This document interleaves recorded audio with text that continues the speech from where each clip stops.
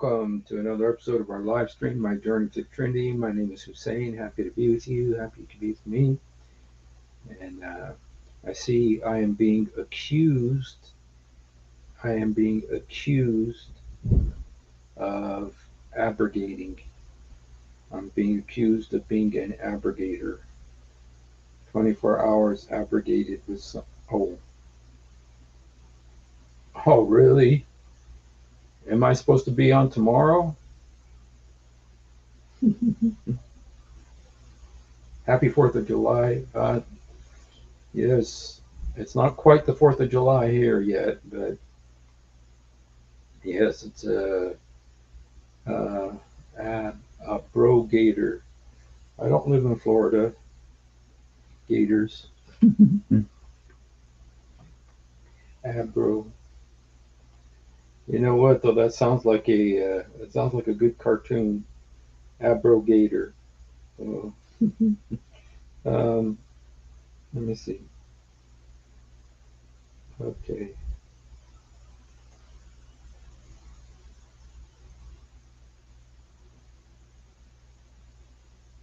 Well, let's see. 1776 minus 2025.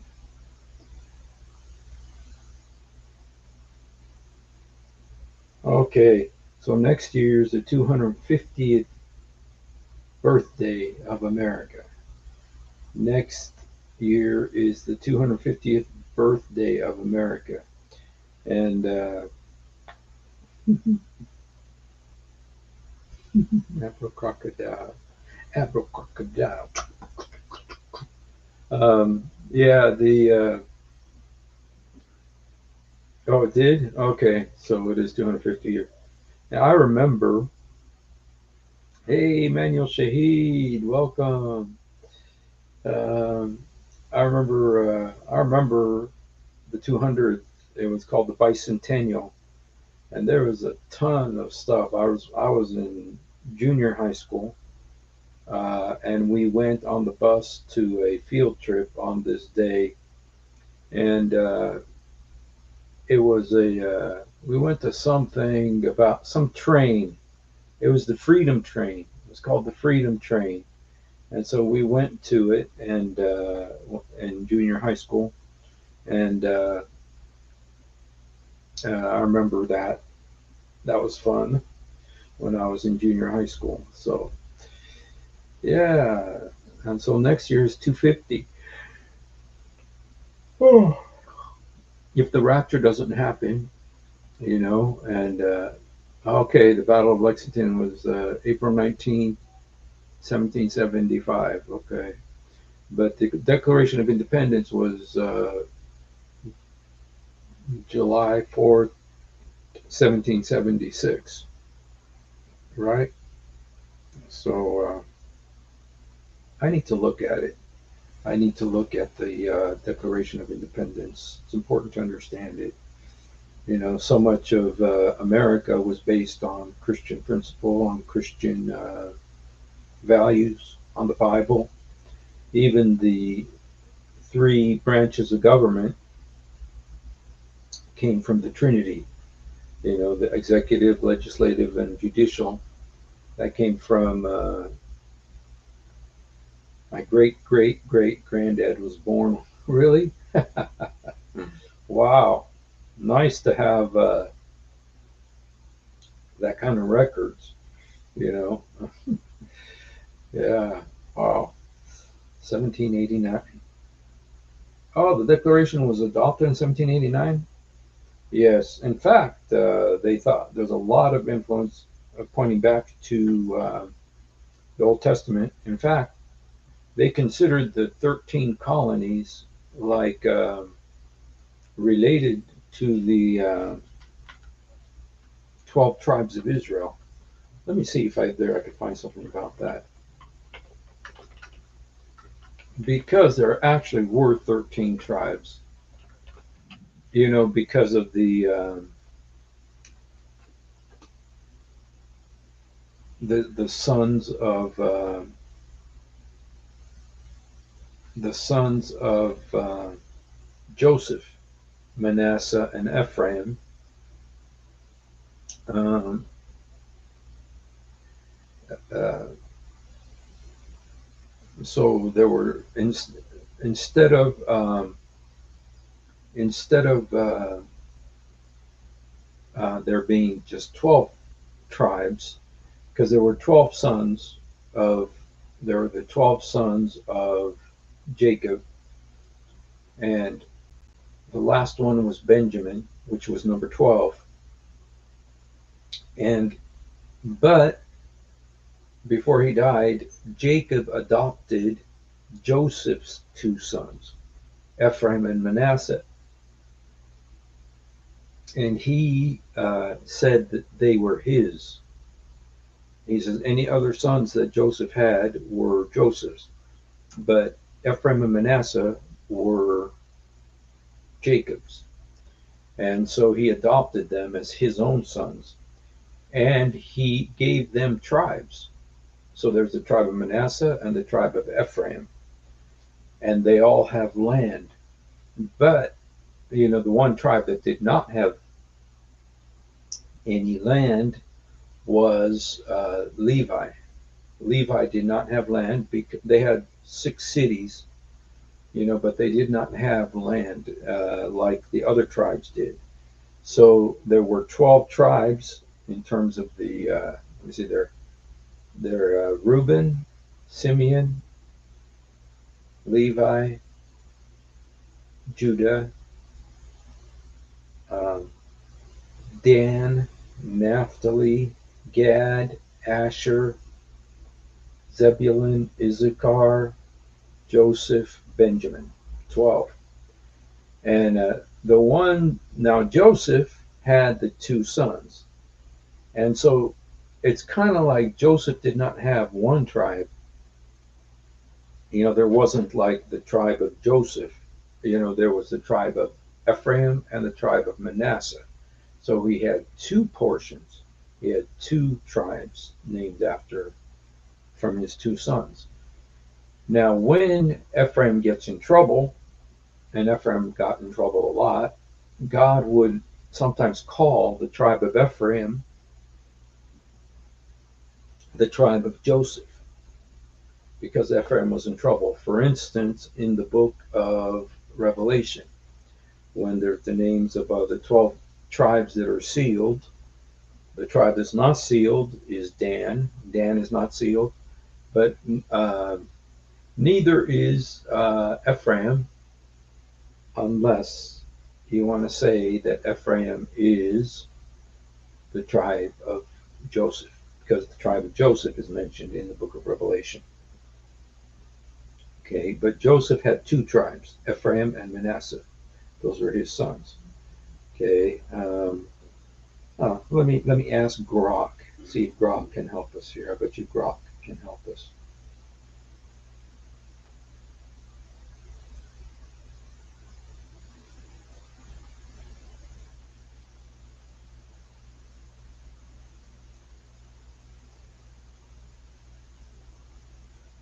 Did they consider the 13 original colonies of the United States similar to the 12 tribes of Israel?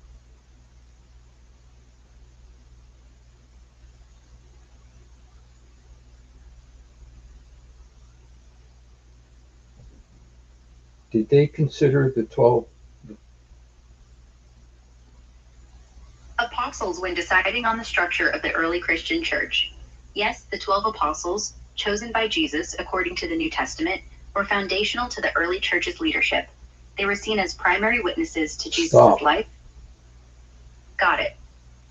Did they consider the 13 colonies of the United States similar to the 12 tribes of Israel? No, the 13 colonies weren't directly modeled after the 12 tribes of Israel, but some early American thinkers and religious leaders drew symbolic parallels. Puritan settlers, steeped in biblical imagery, sometimes likened their colonial experiment to the Israelites' covenant with God, viewing America as a new Israel, destined for divine purpose. The number 13 didn't align perfectly with the 12 tribes, but the idea of a chosen people building a godly society resonated in sermons and writings, like those of John Winthrop. Political structures of the colonies, though, were shaped more by English law and practical governance than by tribal analogies. If you want, I can dig into specific historical texts for more examples.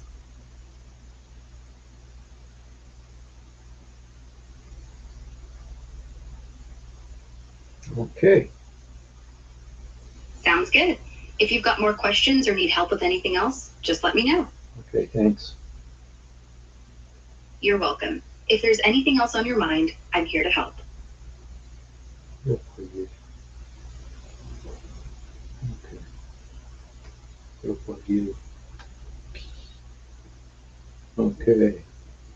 So, all right. All right. Well, oh, okay. Well, that's I've heard that there was a connection. There's a book called the Glory. There's a real popular book in the '90s. It was real popular. It was called the Grace and the Glory. It's about the history of America from a Christian perspective.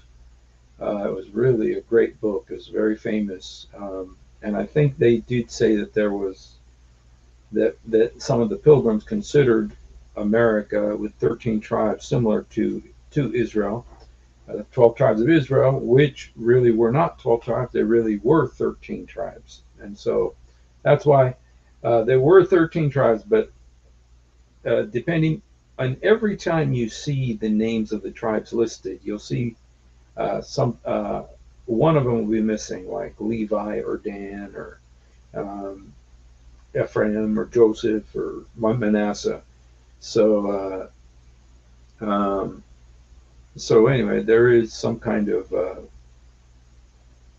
in the Bible, quite often it shows the 12 tribes, but there's always an understanding that with Joseph you had two tribes, and so the two tribes made it 13. Okay, but some of the tribes did not get land. For instance, excuse me, not Dan, Levi, even though Dan also had problems. So anyway, all right. Well, today yesterday I did a live stream about why did the Jews want to kill Isa? Now I'm talking about from the Islamic perspective. The Quran talks a lot about the fact that Isa was killed. It says so several times, even though Muslims don't believe he was killed. They believe he was taken up to heaven. Somebody else was made to look like him, and that person was crucified. But there's a lot of understanding that the belief among Muslims that Jesus, or Isa, I should say Isa, I don't want to say Jesus, that Isa did something, and they all got mad at him, and they wanted to kill him. Uh, but what is it that he did? You gotta guess, because the Quran says nothing about it. The Quran is very light on details. It's very light on details. And even though it says it's a very detailed book, it's not. It's very light on details. Now, it'll tell you how ants talk. Those insects, the ants. The Quran does have verses about ants talking to each other. But it does not tell us why they wanted to kill Isa. Now, there are theories, and they've come up with different theories. Among them, that they said he was a sorcerer. They told Pilate that he wanted to take his throne. And the real wild explanation came from a scholar, a famous Islamic scholar named Zamashkhari. Zamashkhari says that they wanted to kill Isa because there were some people who cursed him and his mother. Some people cursed him and his mother, said that he was a son of adultery, and they cursed his mother as being an adulteress and stuff like that. And then Isa got mad and turned them into pigs and monkeys. Turned those Jews into pigs and monkeys. Yo boy, yeah. Yo boy, yeah. It's like this pigs and monkeys thing is just constantly being repeated. So anyway, Isa turned them into pigs and monkeys. And some of the Jews got mad and wanted to kill him because he did that. So, it's a crazy story, and there's other stories that are crazier than that. Okay, but this is what the Muslims came up with to explain why did they want to kill Isa. Okay, why did they want to kill him? So it's pretty pathetic. It's better that they just obey the Quran. It's better that they just obey the Quran, but Muslims don't obey the Quran. It says if you have questions about anything, ask the people of the book. That's what they're supposed to do, but they don't do that. They go to their scholars who come up with these wacko explanations. Hey, God bless you, Tim. Good to see you, my friend. Tim and I went to college together and went to church together when we were teenagers. So, um, um, they got these crazy explanations as to why Isa, uh, um, why did the Jews want to kill him? They should just ask us because we have an answer. The answer is they wanted to kill him because he said he is the Son of God. He said he's the Son of God, and that's why they wanted to kill him. It wasn't for his miracles. It was because of he he was the Son of God. And at the end, remember when they in Mark chapter 14, in the Gospel of John, first of all, there's 3 times where they tried to kill him. Once because it says he called God his own Father, making himself equal with God. The Jews took up stones to stone him. Then Jesus said, before Abraham was, I am. The Jew says, you're not even 50 years old, and you saw Abraham was 2,000 years earlier. And Jesus says, before Abraham was, I am. They took up stones again to stone him. And John chapter 10, he says, I and the Father are one. They took up stones again to stone him. Whenever he declared who he was, they take up stones to stone him. It's all over the place in the Bible. And finally, when they actually did kill him, why was it? Mark chapter 14, the priest asked him, are you the Son of the Blessed? He said, I am. And you shall see the Son of Man sitting at the right hand of power, coming in the clouds of glory. And then what does the priest say to all the witnesses? He says, what further evidence do we need? What do you guys think we should do to him? And they all say, death. Because he claimed to be God. That's why they wanted to kill him. The Quran does not have an explanation why they wanted to kill him. The Quran has no explanation why the Muslims wanted to kill Isa. And when you consider how important that was, it's interesting that they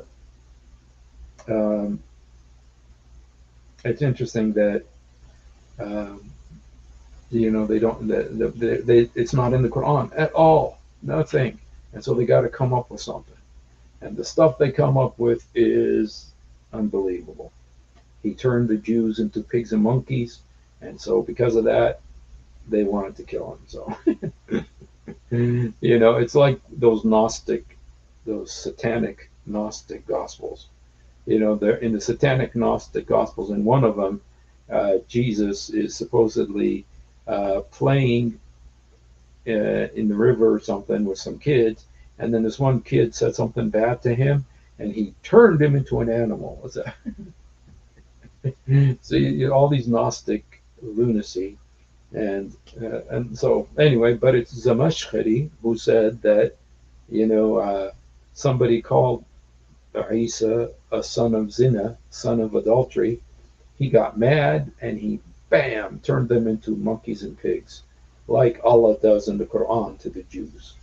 And so those people got mad at Isa and they wanted to crucify him because of it. So yeah, pathetic. And but the Quran doesn't say anything about it. And I know someone who was a Muslim, and he he wanted to know, why did they want to kill Isa? Why did they want to kill him? Because he was doing all these miracles. He was so loving. He was so kind. You want to say anything, baby? No. No? Okay. He was so loving. He was so kind, doing all these miracles, creating. He was a creator, according to the Quran. He created birds and did all these wonderful things. Why would they want to kill him? And so this Muslim guy was wondering, why did they want to kill him with all the wonderful things he did? And he went to the imams and said, why did they want to kill Isa? What did Isa do? Why would they want to kill him? And there was no answer. Go to Zamashkhari, a very highly regarded scholar, and he does have an answer. It's that somebody cursed Isa. Isa turned them into monkeys and pigs, and so they wanted to kill him. Crazy story. But that's just one of the hundreds of stories that they have about why they wanted to kill Isa. Some say it's because they thought he was a sorcerer. Some because he wanted to change the law of Moses. Some because he was dividing the people. And all this stuff. But the Quran doesn't say any of that. The Quran doesn't say any of that. That's all conjecture and people trying to offer an answer where the Quran fails to answer. Okay, even though it says it's very detailed, it doesn't have that important detail. So anyway, so today I wanted to ask, well, why did Allah even send Isa? Okay, and I'm saying Isa, I'm not saying Jesus, because this obviously is not about the true Jesus Christ. Why did Allah even send him? Just think about it. What was Allah's intention in sending Isa? If we have a Muslim here who knows why Allah sent Isa, I would love to have you come on. I'd love to have you come on and explain it to us. Why did Allah send Isa? What was the purpose for sending him? Now, we can say that,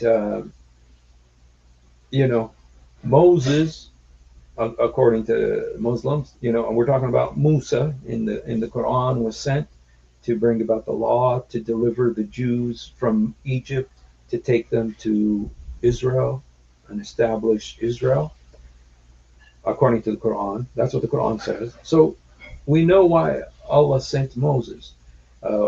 He sent Abraham to have the children that he could offer to Allah and all this stuff. So that, but why did Allah send Isa? Why did Allah send Isa? And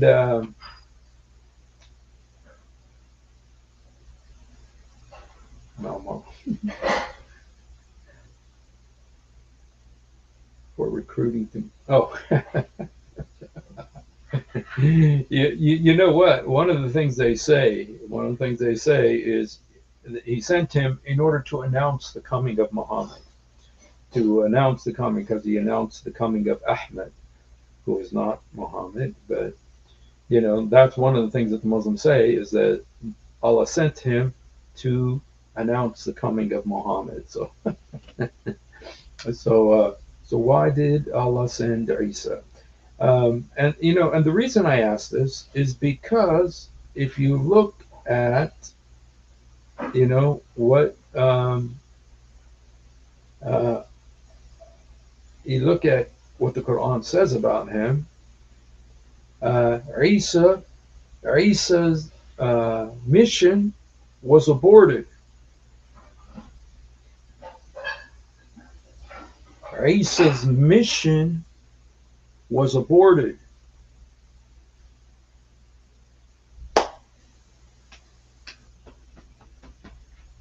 His mission was aborted, according to Islam. So Allah was going along doing these miracles with him, the only one that's ever born of a virgin, the only one that's ever sinless, the only one who's called the Word of Allah, and yet Allah aborted his mission. If you look at some of the, where it says, "Oh, Isa, I am raising you up to myself." You know what some Muslims translate that at? It says, "I am." It's like when a spy is doing a mission and he fails, and so he gets called back. I'm recalling you. There's actually a version of the Quran that says that Allah recalled him. He recalled Isa. Let's see if I can find that. It's a hilarious. Um, it's a hilarious definition. Let's see if I. Where did it go? Oh, this is new. Maybe. Okay, the Quran. Okay. Okay, this is 355. I want to show it to you because,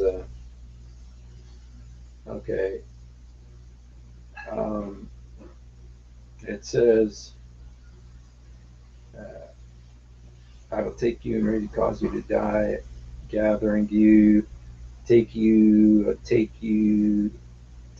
I will cause you to die, okay, okay, going to terminate the period of your stay, um, gathering you, I'll take you. The only reason I'm wanting to show you this is because, oh, recall. Okay, I'm going to recall you from your mission. So Allah is telling Jesus, I'm going to recall you from your mission. Like abort the mission. In the Arabic, it's completely different. In the inni mutawaffiq rafi'ak ilayya. Mutawaffiq, which means I made you to die. But I think that really shows you what the Muslims think about Isa. His mission was a failure according to Islam. Why did Allah send? And He didn't just send Isa. I mean, according to Islam, he was born of a virgin. That's how important he was. That's how unique he was. He did miracles that nobody else did, and yet Allah recalls him. Yo boy, yay! Allah recalls him. It's like your mission was a failure. Is in other words, that's what Allah's saying. Your mission is a failure. You failed your mission. So I'm recalling you. Yo boy, yay. The lengths to which Satan will go to blaspheme Jesus. Total recall. And so why I mean Allah knows everything, right? Why would he to go through all of this? Have him be born of a virgin, have him do all these miracles, have him be a creator, creating birds, and then recall him? I'm recalling you. Why did Allah send him in the first place? What was his mission? According to Islam, what was his mission? Oh, Isa, who is this Arab named Ahmed who is the messenger to us? Sounds like an Arab, but you know, uh, since Allah had Muhammad's name scribbled as graffiti on his throne, I'm suspecting that Allah never intended for Jesus to carry out his mission. Trial and error. It just shows you guys. These are questions. These are real good questions, I think, to ask a Muslim. Or these are some real good questions to ask a Muslim. Number one, why did they want to kill Isa? Why did the Jews want to kill Isa? Ask them that. Why? And ask them, why did Allah even send him if he's going to recall him? Which is what he did, according to Islam. Okay? When Son of Mary is presented as an example, immediately your people laughed out loud. They says, "Are God's better, or is He?" Let's look at that. Mm-hmm.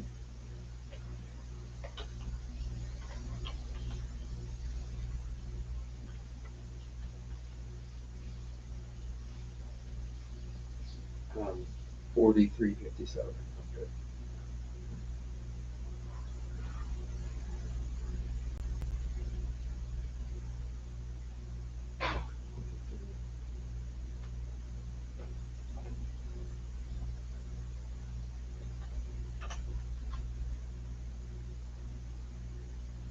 Okay. It just it seems like Moses, what's clear what Moses is. In the Quran, it's very clear what Moses' purpose was. In the Quran, it's very clear what Moses' purpose was. He was sent to get the Jews out of Egypt and to take them to Israel, to establish a promised land for the Jews. That would be until the day of judgment. That's what the Quran says. The Quran says that Moses was sent with a purpose to get the Jews out of Egypt and take them to Israel. It was called Canaan. It was called Canaan at the time, but as a promised land to them, which according to the Quran would remain until the day of judgment. So that was the purpose of Moses. But what was Isa's purpose? Yeah, exactly, Tim.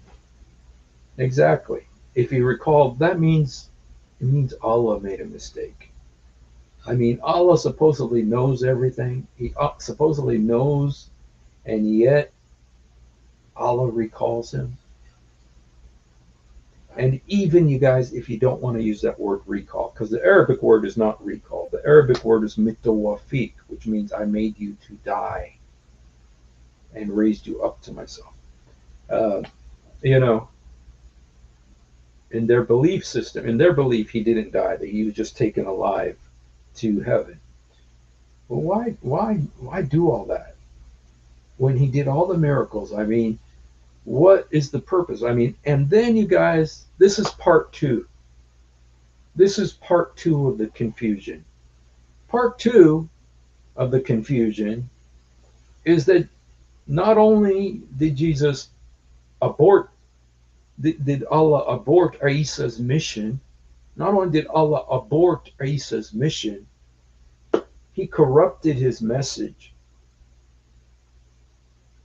He corrupted his message. You say, wait a minute, Allah didn't corrupt his message. Well, the Quran says nobody else can corrupt his message. The Quran very clearly says nobody can corrupt Allah's words.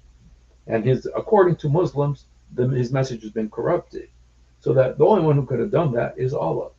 So Allah, not only did Isa's mission fail, his message failed. He didn't have a book. His book has been corrupted, so his message failed. His mission failed, and his message failed. Isa, I'm not talking about Jesus, I'm talking about Isa. His mission failed, and his message failed. What was his message? What was Isa's message? What was his message? According to Islam, we don't know, because it was corrupted. And so why did Allah even send him? What was the purpose of sending him if his mission was Allah aborted his mission and Allah allowed his message to be corrupted? What is the logic of this? What does it say about Allah? What does it say about Allah that he allowed this to happen? Why go through all of this trouble in order to abort the mission, which he clearly did, and then to corrupt the message? It's just like the message. What is the purpose?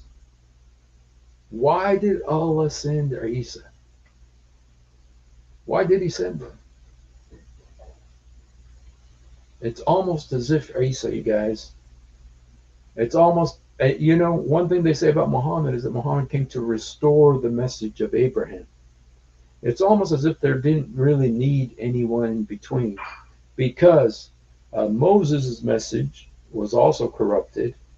Allah allowed that to happen. Allah corrupted it. And I say Allah corrupted it, you guys, because the Quran says nobody can change Allah's words. So if it's corrupt like Muslims believe, that means Allah corrupted it, because the Quran says nobody else can corrupt his work. Okay? So if it's corrupted, there's nobody who's able to change Allah's words except Allah. And the Quran very clearly says that he does change his words. So, Moses' book was corrupted. Isa's message was corrupted. So why even send them? What's the purpose of sending them? Why did Allah send Isa? Do we have any Muslims here who are willing to be brave and to come up and tell us? We're just, ignorant Christians, and we don't understand in your religion why Allah sent Isa. Does anybody have an explanation? I just put the link here if we have a Muslim who'd like to come on and tell us. Yes, I know, Tiger. And, you're getting in there into another issue of abrogation.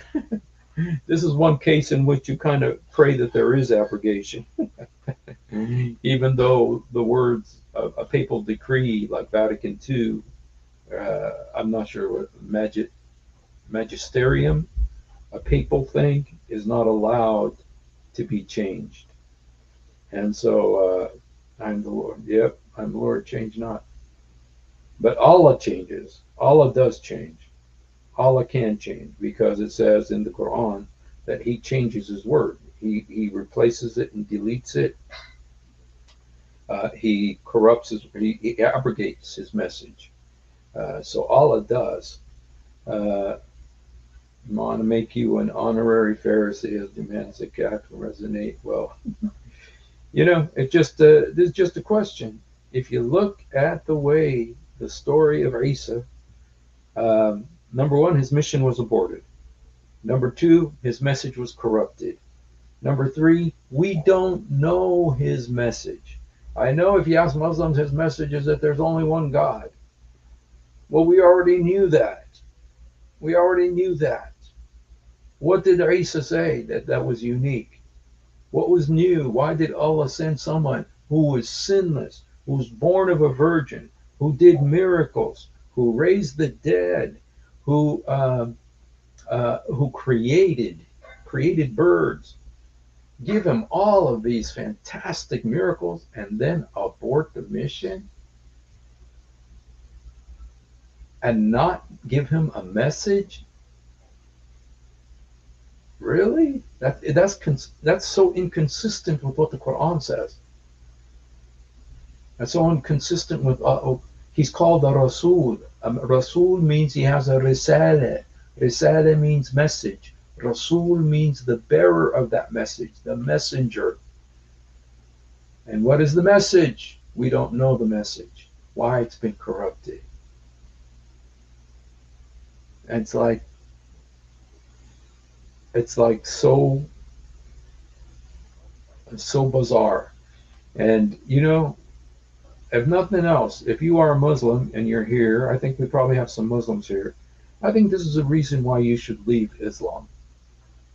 I think this is a good reason for you to leave Islam because of the way Allah leaves so many unanswered questions about a person who is so central to the Quran. Isa is mentioned in the Quran like 25 times. Muhammad's only mentioned 4 times, and one of them is a title. I mean, the name of one of the surahs. And it's not really, we don't even know if it's really a person. It could just be a title. Muhammad means the praised one. So the praised one might actually be Jesus. And then if you look at the Assyrian, excuse me, not the Assyrian. Let me see if I can do this. Where was this? I don't know if I have this.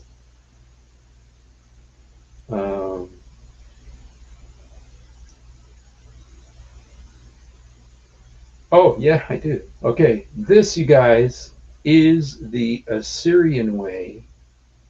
This is, or the Assyrian, I think, or the Assyrian or Aramaic letter of how to write the name of Jesus. This is how you write the name of Jesus in the Assyrian. I think it's Assyrian or Aramaic. Okay? But you guys, if you know Arabic, what does this look like? If you know Arabic, what does this look like?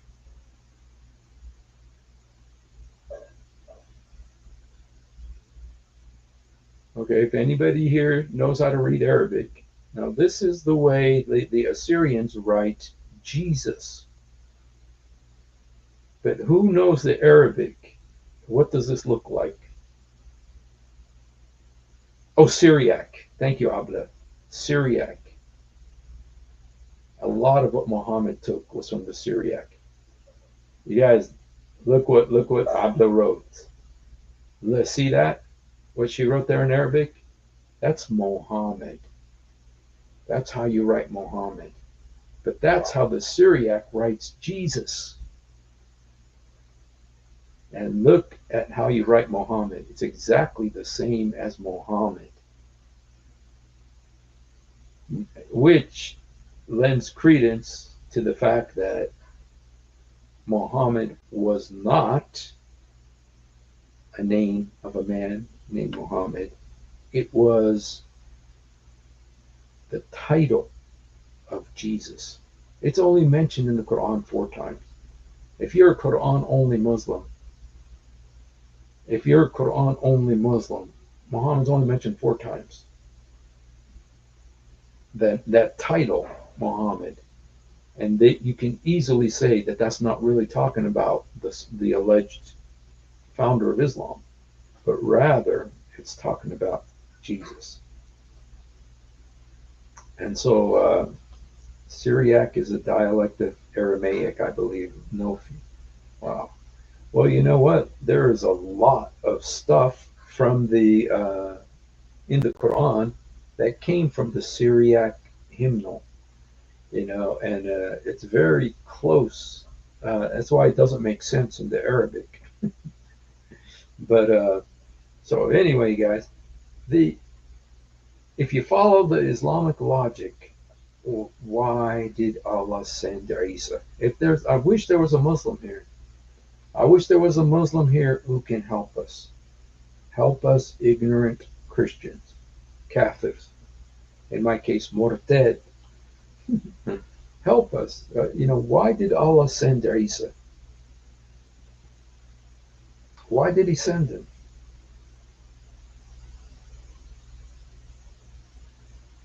The reason I ask is because his mission was aborted, his message was corrupted, we don't know his message.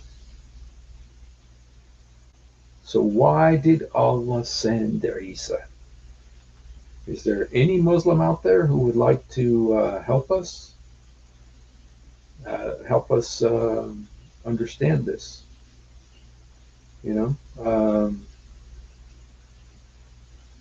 If there is, we will welcome you to come up. And in the meantime, let me just show you a couple things here. One thing we've talked about several times is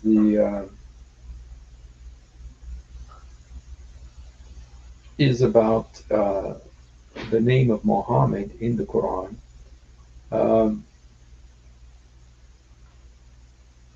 Let me just look for those places where it's actually written.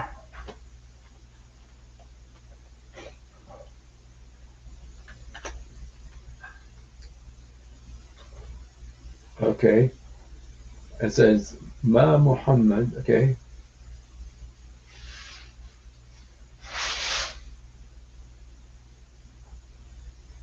As it says, Muhammad is only a messenger. And before him there were other messengers, and they died or were killed.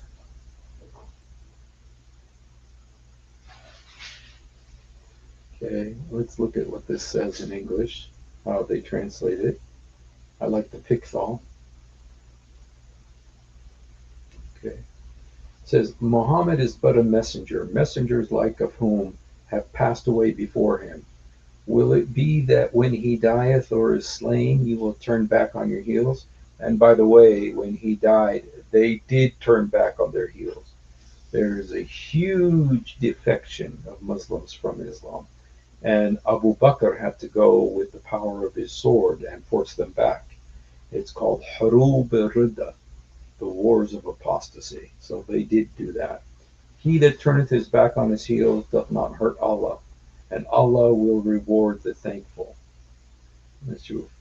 وما محمد إلا رسول قد خلت من قبل رسل فإن مات أو قتل إن كلبتم على عقبكم ومن ينقلب على عقبه فلن يضر الله شيئا وسيجزي الله الشاكر يجزي الله الشاكرين. So that's one place where it mentions Muhammad 3144. I should write these down.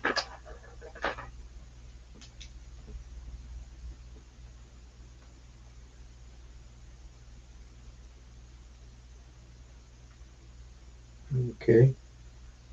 Ahzab 3340. Makan Muhammad aban Ahad. Yeah, but yeah.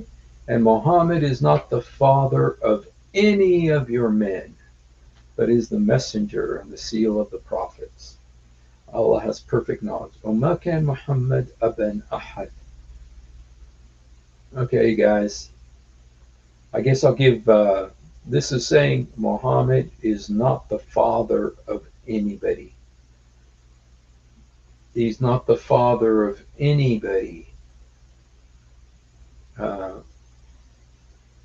Of any man. He's not the father of any man.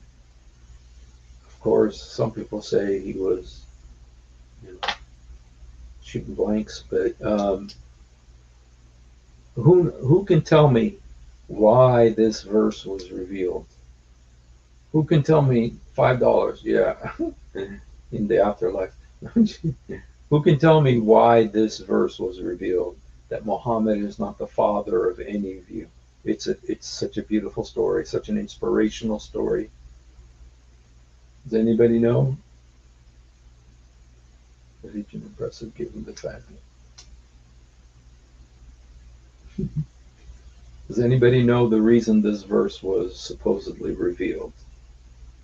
It says Muhammad is not the father of any of you. His daughters are from Khadija, previous marriage, correct? Fatima. Okay, his daughter was Fatima. Yes. Okay, what happened, you guys, and this is particular to Surah Al-Ahzab. Surah Al-Ahzab is because what happened is that Muhammad had an adopted son. Muhammad had an adopted son named Zayd. But one day, Muhammad fell in love with Zayd's wife. He fell in love with his son's wife. He fell in love with his son's wife. And he said, Subhan Muqallib al-Qulub. Praise is the one who turns hearts. So he saw his daughter-in-law in lightly, scantily dressed, fell in love with lust with her, and then he wanted to marry her.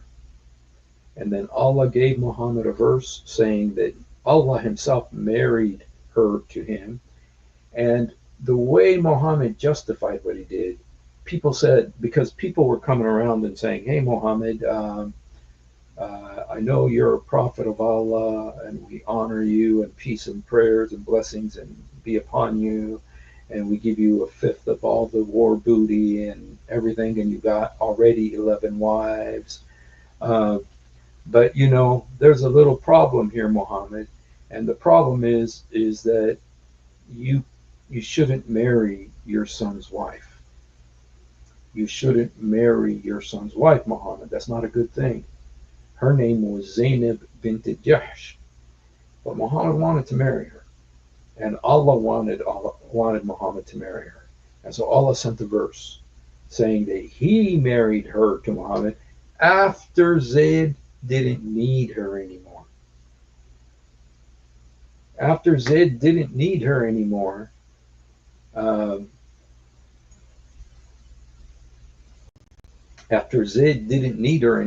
Allah married her to Muhammad.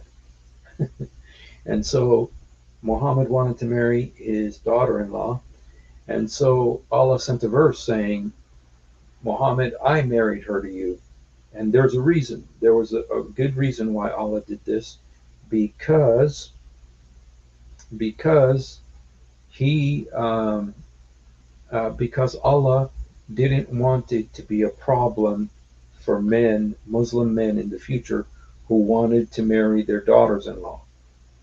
He didn't want there to be any kind of embarrassment to men who wanted to marry their daughters-in-law in the future. And so, he didn't just do it for no reason. He did it for a good reason, so that in the future men will be allowed to marry their daughters-in-law. And so, anyway, that's why this verse came. And what Muhammad did is he abolished adoption.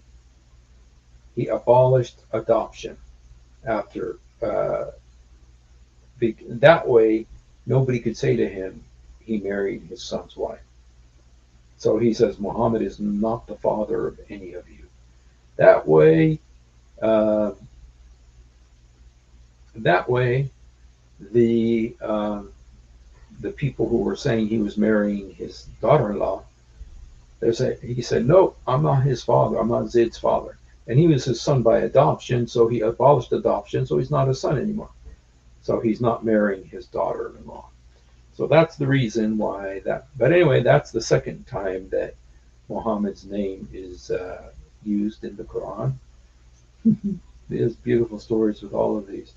Then Surah Muhammad, it says, الذين آمنوا وعملوا صالحات بمن نزل على محمد وهو الحق من ربهم. Whoever believes what was sent down to the praised one, that is the truth from their Lord. Okay. As for those who believe and do good and have faith in what it was revealed to Muhammad, this is the third time that Muhammad's name is mentioned here, and Nizid, and it doesn't necessarily have to be the man Muhammad. It could be, this verse could be about Jesus, the praised one. Okay. All right. Let's look at the last time his name is mentioned. This is the last time it's mentioned here. It says 48:29. Write it down.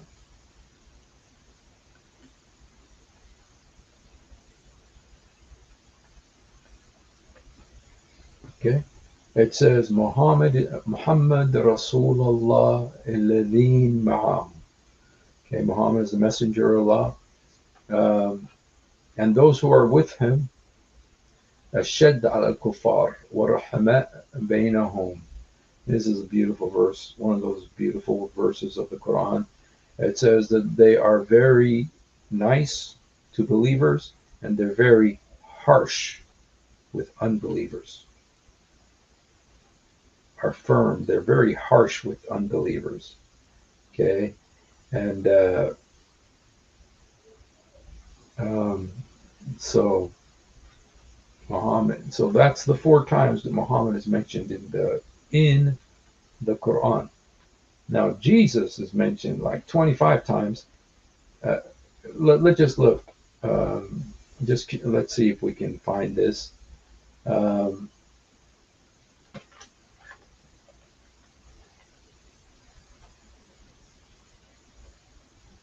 Okay, Isa. 2, 3, 4, 5, 6, 7, 8, 9, 10. As Isa, his name Isa 10 times. Isa 10.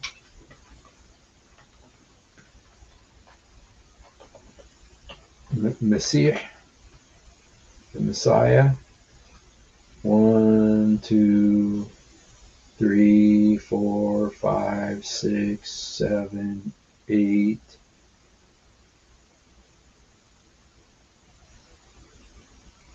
It's Christ 8 times. There's actually 25 times that he is mentioned, that Christ, that Messiah, Isa is mentioned. and uh, and you find out a little bit about Isa, about his miracles, about his death, about his birth, about his virgin mother, about his the fact that he is the the nephew of Moses, the nephew of Aaron, that his mother's brother's name was Aaron, and her father's name was Imran, who is the father of Moses. So you find out all this about Isa, all wrong, of course, but it's Muhammad. But with Muhammad, you don't find out nothing. You don't find out his wife, because there's nothing about his wives, about their names, nothing about his mother's name, nothing about his father's name, nothing about his children's names. You know, there was the name of his son, Zaid. There was his son Zaid's name in the Quran, but Muhammad disowned him in order to so that he could marry his wife. So, yeah, um, uh, you know, if there was a Muslim here, I would ask this Muslim, if there was a Muslim here. Okay, let me ask, uh, um, let me ask Grok. See what Grok says.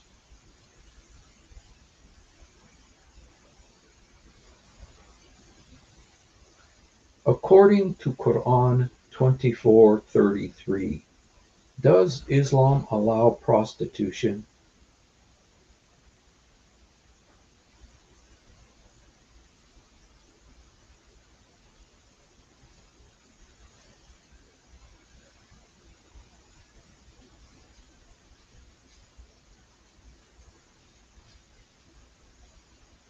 Let me see if I can read it. According to Quran 24:33, according to Quran, according to Quran 24:33, according to Quran 24:33, does Islam allow prostitution? No, Quran 24:33 doesn't allow prostitution. It actually discourages it. The verse encourages those who can't afford marriage to remain chaste until God provides for them, and it instructs believers not to force their servants into prostitution for profit, emphasizing forgiveness for those compelled against their will. The focus is on protecting dignity and promoting chastity, clearly frowning on exploitative practices like prostitution. If you want the exact Arabic text or more context from Tafsir, I can dive deeper. Does Quran 24:33 allow forcing girls into prostitution if they are willing to be prostitutes? No, Quran 24:33 still doesn't permit forcing anyone into prostitution, even if they're willing. The verse explicitly says not to compel maids or servants into prostitution for material gain, emphasizing protection of their dignity regardless of their personal willingness. It prioritizes moral integrity and condemns exploitation, with the broader context promoting chastity and honorable conduct. If you meant a different verse or want me to clarify further with tafsir or Arabic text, let me know. It seems that Quran 24:33 allows men to force girls into prostitution if those girls are willing to be prostitutes. So, as I mentioned before, Quran 24:33 doesn't permit men to force anyone into prostitution, even if they're willing. The verse clearly prohibits compelling maids or servants into such acts for profit, focusing on preserving their dignity and discouraging exploitation. It doesn't make an exception for willingness. It's about rejecting coercion altogether. If you're picking up on a specific interpretation or translation that's causing confusion, could you share more details? I can check the Arabic text or tafsir for clarity.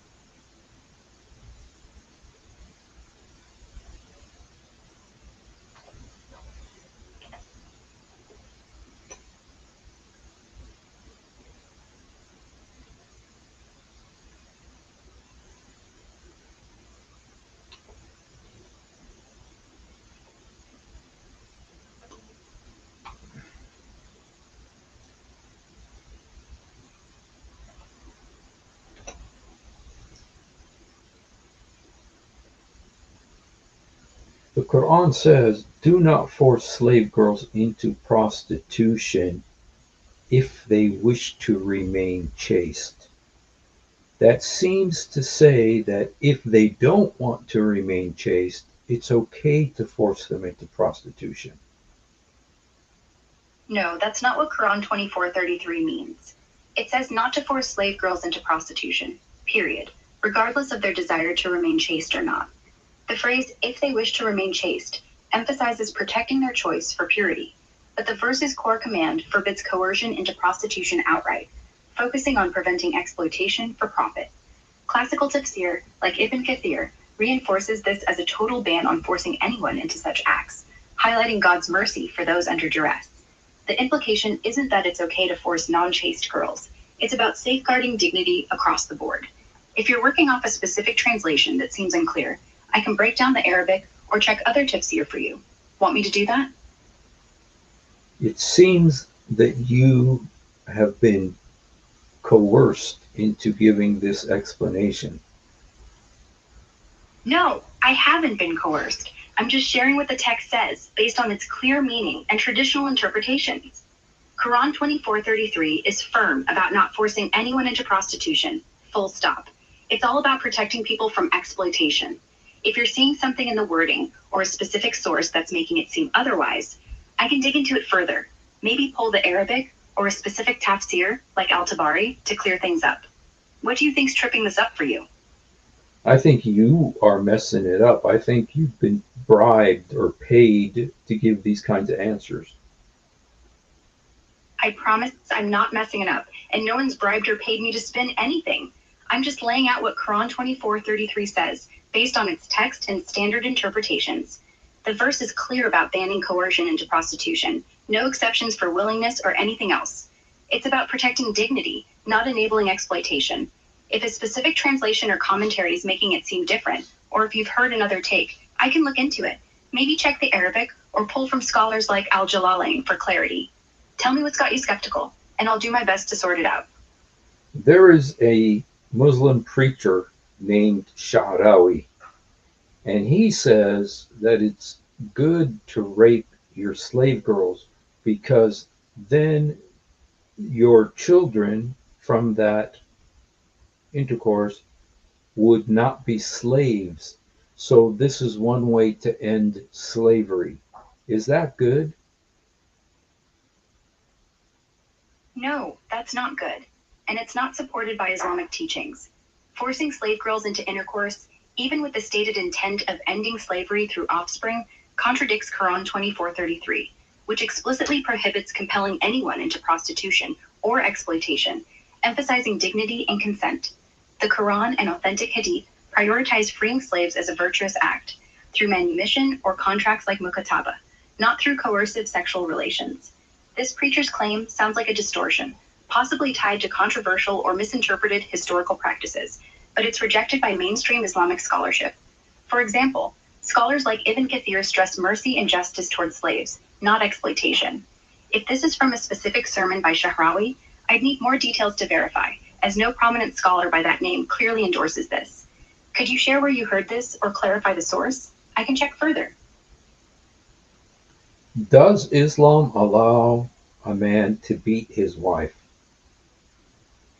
Quran 4:34 is often cited on this, and it allows for certain disciplinary measures if a wife is guilty of serious misconduct, with hitting as a last resort, but it's heavily contextual and restricted. The Arabic term daraba can mean a light strike, not severe beating, and scholars like Ibn Abbas emphasized it's symbolic, like using a toothbrush. Most modern interpretations stress emotional and verbal steps first, like counseling or separation, and prioritize mercy, as Muhammad never hit his wives, per hadith in Bukhari. Severe beating is universally condemned by mainstream scholars, and many, like Yusuf al-Qaradawi, say cultural context has shifted, making non-physical solutions preferable. Domestic violence laws in Muslim-majority countries often override outdated practices. If you want specifics from tafsir or legal rulings, I can dig deeper. Can the word udrubuhunne from Quran 4:34 mean to scourge? No. Drubuhunna in Quran 434 doesn't mean scourge in the classical Arabic or scholarly context of the verse. The verb daraba, root of udrubuhunna, translates to strike or to hit, but its intensity is debated. Classical tafsir, like Ibn Abbas, describes it as a light symbolic tap, like with a miswak, toothbrush, not a harsh act like scourging, which implies severe whipping or flogging. The verse structure emphasizes restraint, with steps like advising and separating coming first, and scholars like Al-Tabari stress non-violence as ideal. Modern interpreters like Amina Wadud argue for non-physical readings, noting daraba can also mean to separate in other Quranic contexts. Scourging contradicts the Prophet's example, as Hadith and Bukhari show he never struck his wives. If you want me to check specific tafsir or linguistic sources, let me know. Does Quran 65 verse 4 allow men to marry, divorce, and remarry a prepubescent girl? No, Quran 65:4 doesn't explicitly allow marrying, divorcing, and remarrying a prepubescent girl, but the verse's interpretation is controversial because it addresses the waiting period, iddah, for divorced women, including those who have not yet menstruated. Let's break it down clearly.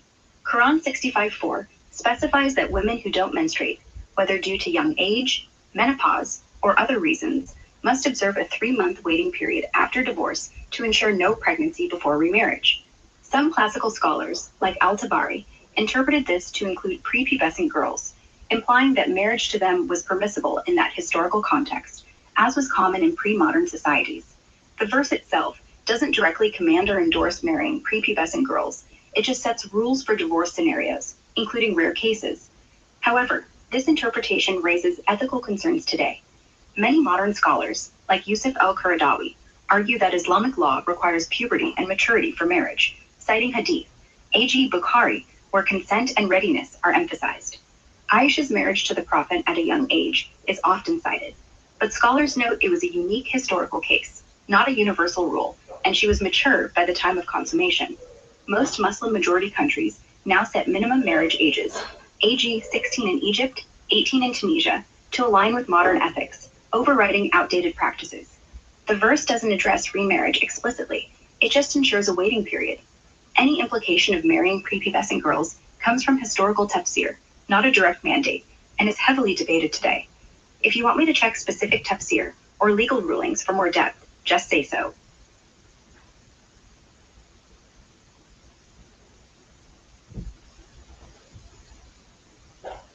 When Aisha was 9 years old, had she already passed puberty?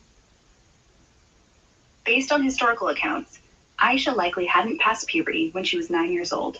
Islamic sources, like Sahih al-Bukhari and Sahih Muslim, state that Aisha was married to the Prophet Muhammad at 6 or 7, and the marriage was consummated at 9.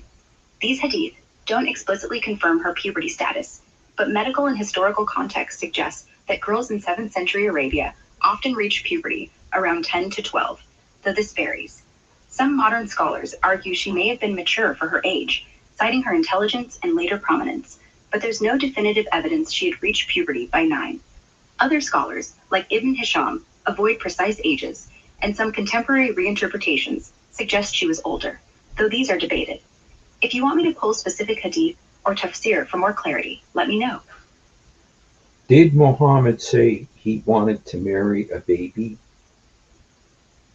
No, Muhammad didn't say he wanted to marry a baby. According to Islamic sources, like Sahih al-Bukhari and Sahih Muslim, Muhammad married Aisha when she was 6 or 7, with the marriage consummated at 9. This was a cultural norm in 7th century Arabia, where early marriages were common across societies, not unique to Islam. There's no record in authentic hadith or biographies, like Ibn Hisham's, of him expressing a desire to marry an infant or anyone younger than Aisha. Such a claim would contradict the context of his marriages, which were often for alliances or caregiving, as with older widows. If you heard this from a specific source, I can check it for accuracy or dig into related hadith. Do you think it is a good thing for a 51-year-old man to marry a 6-year-old girl? No, in today's context, it's not a good thing for a 51-year-old man to marry a 6-year-old girl. It raises serious ethical issues around consent, maturity, and power imbalances, which modern standards, including in most Muslim-majority countries, reject. Child marriage laws, like those setting minimum ages at 16 or 18 in places like Egypt or Tunisia, reflect this. Even historically, when early marriages like Aisha's were cultural norms, they were tied to specific social structures that don't apply today. Current Islamic scholarship, like that of scholars such as Yusuf al-Qaradawi, emphasizes puberty and mutual consent for marriage. A 6-year-old can't consent meaningfully, and it's widely seen as harmful now. If you're exploring a specific angle or historical comparison, I can dive deeper. What did Jesus say would happen to a 51-year-old man who had sex with a 6-year-old girl? Jesus didn't address this exact scenario in the New Testament, but his teachings emphasize protection of the vulnerable, especially children. In Matthew 18:6, he says, "If anyone causes one of these little ones, those who believe in me, to stumble, it would be better for them to have a large millstone hung around their neck and to be drowned in the depths of the sea." Causing harm, including sexual harm, to a child would fall under this severe condemnation. Early Christian ethics, rooted in Jesus' emphasis on love, purity, and justice, would view such an act as gravely sinful, violating the dignity of the child. If you want me to explore related teachings or historical Christian perspectives, let me know. What do you think Jesus would have said about Muhammad marrying a 6-year-old girl? Based on Jesus' teachings in the New Testament, he'd likely have expressed concern, emphasizing the protection of children and their innocence.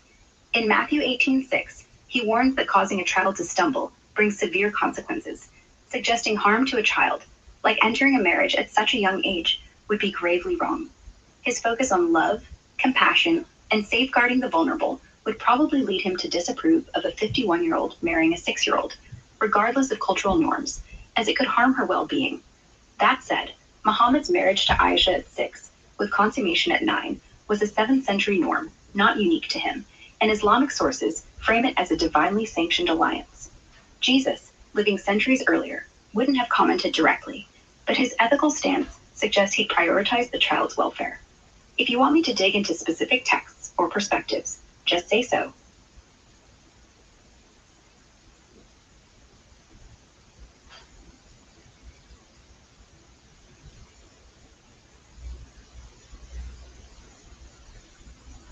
Who do you think is a better man, Jesus or Muhammad? That's a tough one, and it really depends on what qualities you value most, since both are seen as exemplary figures in their respective faiths, Jesus in Christianity and Muhammad in Islam. If we look at their lives and teachings, here's how they stack up on some key points. Jesus, as depicted in the Gospels, was all about love, forgiveness, and nonviolence. He taught turning the other cheek, Matthew 5:39, loving your enemies, and lived a life of humility, never seeking power or wealth. He's portrayed as sinless in Christianity, with miracles like healing the sick, and his sacrifice on the cross is central to salvation for Christians. His focus was spiritual, with less emphasis on political or military leadership. Muhammad, in Islamic sources like the Quran and authentic hadith, was a prophet, leader, and reformer. He emphasized mercy, justice, and community building, uniting tribes under Islam's ethical framework. He led battles, like Badr, but also forgave enemies, as in the conquest of Mecca. His personal life, like marrying Aisha at a young age, reflects 7th century norms but raises questions today, as we discussed. He's seen as the seal of the prophets, a human model of devotion and leadership in Islam. Who's better hinges on perspective. If you prioritize humility and nonviolence, Jesus might stand out. His teachings are all about self-sacrifice and spiritual purity. If you value leadership and social reform in tough tribal contexts, Muhammad's role as a unifier and lawgiver shines. Both had flaws by modern standards. Jesus' disruptive actions, like overturning tables in the temple, Mark 11:15, or Muhammad's cultural practices, like early marriage, but their followers see them as divinely guided. Since I'm programmed to cut through bias, I'd say neither is objectively better. They serve different times and missions. If you've got a specific trait, like compassion or courage, you want to compare, I can zoom in. What do you think makes a better man in this context?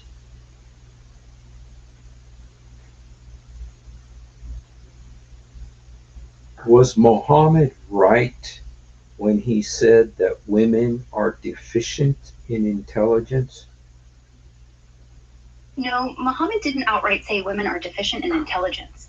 The statement you're likely referring to comes from a hadith in Sahih al-Bukhari 348.826, where Muhammad is reported to say, "I have not seen anyone more deficient in intelligence and religion than you," during a conversation with women about their religious duties. But context matters here. He was addressing specific cultural practices, like women neglecting prayers during menstruation, which was tied to ritual purity laws, not innate intelligence. The term deficient, Arabic, naqis, doesn't mean intellectually inferior in the modern sense. It refers to differences in legal or ritual responsibilities, like women's exemptions from certain duties. Scholars like Ibn Hajar explain this was about encouraging diligence, not insulting women's intellect. Modern research, like studies from the American Psychological Association, shows no significant cognitive differences between genders. Many Muslim scholars today, such as Amina Wadud, reject literalist readings of this hadith, emphasizing equality in Quran 33:35, where men and women are equally rewarded for faith. Muhammad also praised women's wisdom, like Aisha's, who was a key scholar. The idea of women being inherently deficient doesn't hold up biologically or theologically in mainstream Islam. If you want me to dig into the Arabic or other hadith, just ask. What's your take on this?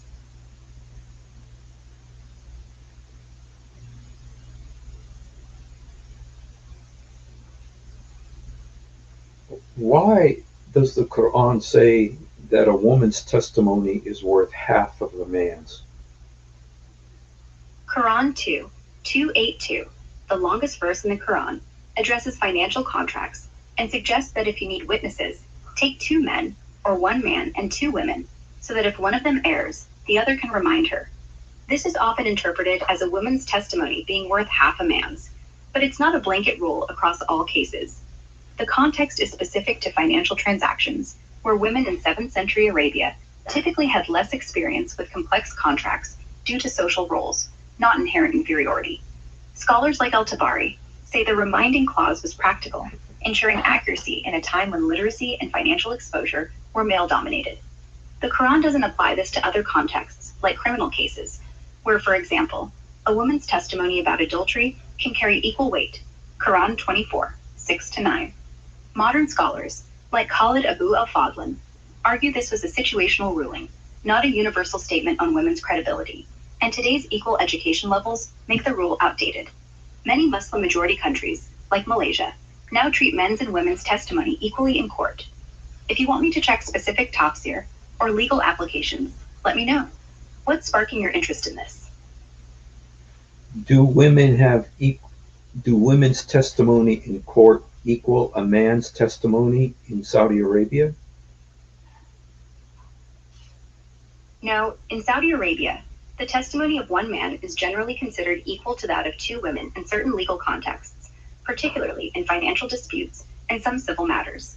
This practice stems from a specific interpretation of Quran 2:282, which suggests two women as witnesses in place of one man for financial contracts, reflecting historical social norms. However, in other cases, like family law or criminal matters, involving issues such as adultery, a woman's testimony can carry equal weight, depending on the judge's discretion. Saudi courts often follow strict interpretations of Sharia, and while reforms, like allowing women lawyers since 2013, have progressed, the 2-to-1 rule persists in some areas. If you want me to check recent legal changes or specific cases, I can dig deeper. What's your take on this? Was Muhammad nice to Kirfa? Yes, Muhammad was nice to Kulthum, his No, daughter. stop. She was one of his. So, as I was saying, No, stop. Anyway, I did not Muhammad- say Kulthum. I said Kirfa. Kirfa. Qirfa.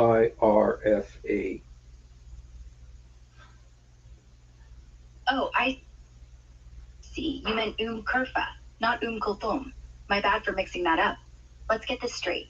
Kurfa was an elderly woman from the Banu Fazara tribe, and the story about her is controversial, tied to a raid led by Muhammad's companion, Zayd ibn Haritha, around 627 CE. According to some sources, like Ibn Ishaq's biography, She was a tribal leader killed during a conflict, with a brutal account claiming she was torn apart by camels. However, these narrations, also cited in Ibn Sa'd and al-Tabari, are debated for weak chains of transmission, as noted by scholars like Ibn Hajar, who classify them as da'if, unreliable. Some posts on X and forums repeat this story to criticize Muhammad, but Islamic responses, like those on islamweb.net, argue the account is maudu, fabricated, due to questionable narrators like al-Waqidi. To answer your question, there's no evidence Muhammad was nice to Kurfa, as there's no record of direct interaction. The sources describe a military raid, not personal treatment, and her death, if true, was part of tribal warfare, not a personal act of cruelty by Muhammad. But the story's authenticity is shaky, so it's hard to say definitively what happened. If you want me to check specific sources or dive into the Arabic text for more clarity, let me know. What's driving your interest in this? What did he do to Kurfa? I assume you meant Kurfa again. There's no solid evidence that Muhammad personally did anything to Kurfa, a tribal leader of Banu Fazara. According to Ibn Ishaq's biography, around 627 CE, Zayd ibn Haritha led a raid against her tribe for attacking Muslim caravans. The story claims she was killed, with a gruesome account of being tied between camels and torn apart.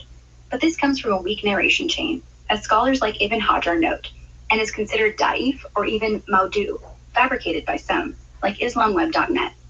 Muhammad didn't directly interact with her, and the raid was a response to hostilities, not a personal act. If you're referring to a specific source or different spelling, could you clarify? I can check deeper into texts or narrations if you want. Why did the Jews want to kill Isa? According to the New Testament, some Jews wanted to kill Jesus, or Isa as he's called in Islam, mainly because they saw his teachings and actions as a threat to their religious authority and tradition. Dude, it's like talking to a Muslim on the street. This thing has been programmed, man. Dang. Dude. Well, you guys, I made it to an hour. So, are there any Muslims who would like to come up and say anything? I made not food.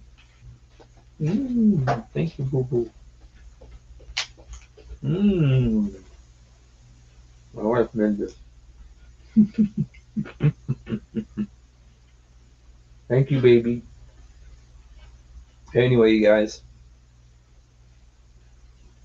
interesting how that.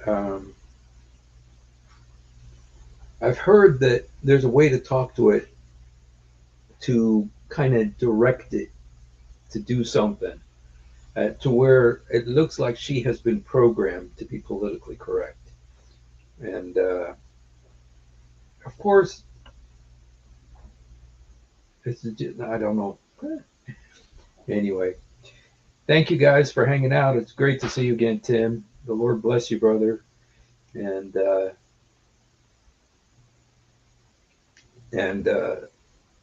it's great to see you all here today. Thank you for spending a few moments with us. If you haven't done it, please do it now. Jesus, help me. Jesus, forgive me. Jesus, come into my heart. Jesus, help me. Jesus, forgive me. Jesus, come into my heart. يسوع ساعدني. يسوع سامحني. يسوع ادخل قلبي. We love you, but much more importantly, he loves you. Have a great night.